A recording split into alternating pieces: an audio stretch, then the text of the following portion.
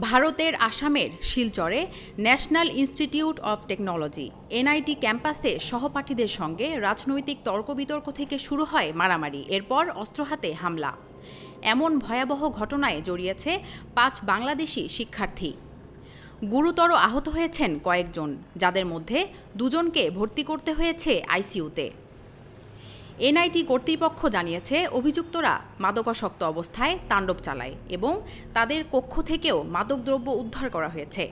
প্রত্যক্ষদর্শীদের দাবি, তৃতীয় বর্ষের ওই শিক্ষার্থীরা লোহার রড, ছুরি ও স্ক্রু ড্রাইভার নিয়ে সহপাঠী বাংলাদেশি শিক্ষার্থীদের উপর চড়াও হয়। প্রথমে তারা নিজেদের ব্যাচমেটদের টার্গেট করে, পরে আলোচনার নাম করে সিনিয়রদের একটি কক্ষে ডেকে নিয়ে গিয়ে লাইট বন্ধ করে আবারও হামলা চালায়।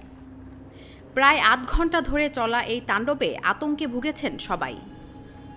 এনআইটির পরিচালক অধ্যাপক দিলীপ কুমার বৈদ্য বলেন, অভিযুক্ত শিক্ষার্থীদের বিরুদ্ধে আগেও নানা অভিযোগ ছিল।